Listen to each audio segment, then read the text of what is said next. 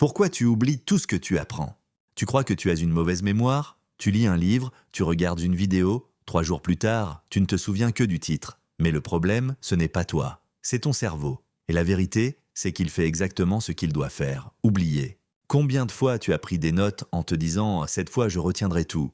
Et puis, une semaine plus tard, tu relis et tu te demandes si c'est vraiment toi qui as écrit ça. C'est frustrant, parce que tu as l'impression d'être intelligent, mais inefficace, d'apprendre beaucoup, mais de ne rien retenir. Et c'est là que tu fais ton plus grand malentendu. Ton cerveau n'est pas un disque dur, il n'est pas fait pour tout garder, il est fait pour trier. Oui, ton cerveau oublie exprès. C'est sa manière de te protéger du trop-plein d'informations, parce que dans un monde où tu es bombardé de données, se souvenir de tout, ce serait dangereux. Le cerveau fait le tri, ce qui est utile, ce qui ne l'est pas. Et tu sais ce qu'il garde? Pas ce que tu lis, ce que tu ressens, ce que tu expérimentes, ce que tu revis plusieurs fois. La mémoire n'obéit pas au savoir, elle obéit à l'émotion et à la répétition. Pourquoi tu oublies presque tout? Quand tu lis sans émotion, ton cerveau ne marque rien. Quand tu apprends sans appliquer, ton cerveau n'a pas de raison de retenir. Et quand tu relis au lieu de reformuler, tu renforces la familiarité, pas la compréhension.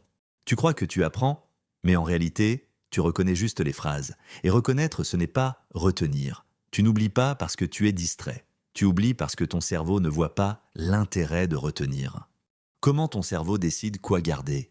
Ton cerveau est comme un algorithme. Il sauvegarde ce qu'il juge important.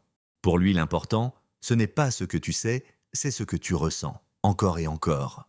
C'est pour ça que tu te souviens encore d'un moment gênant d'il y a 10 ans, mais pas du chapitre 3 de ton cours d'histoire. La clé, c'est donc d'envoyer un signal fort. Quand tu apprends, ne sois pas passif. Relie ce que tu apprends à une émotion réelle, une curiosité, une colère, une surprise. Plus ton cerveau ressent, plus il imprime. Les 3 leviers de rétention. Numéro 1, applique immédiatement.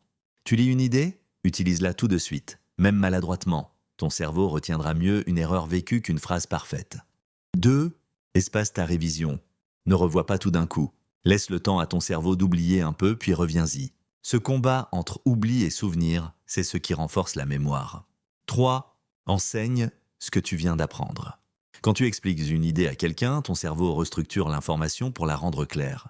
Et c'est là que tu la possèdes vraiment. Si tu ne peux pas l'expliquer simplement, c'est que tu ne l'as pas encore compris profondément. Le savoir, c'est comme une graine. Tu ne peux pas la forcer à pousser. Mais tu peux créer les conditions pour qu'elle prenne racine. L'oubli, c'est juste la terre, et la répétition, c'est l'eau. Ce que tu crois avoir perdu est souvent en train de grandir en silence. Alors au lieu de paniquer quand tu oublies, dis-toi, mon cerveau trie. Et c'est bien, parce qu'en vérité, oublier, c'est la première étape pour apprendre mieux. Ce n'est pas ta mémoire qui est faible, c'est ta méthode qui est incomplète. Et la bonne nouvelle, c'est qu'apprendre à apprendre, c'est une compétence. Une compétence que tu peux commencer à maîtriser dès aujourd'hui. Impact léger, apprendre à penser, pas juste à mémoriser.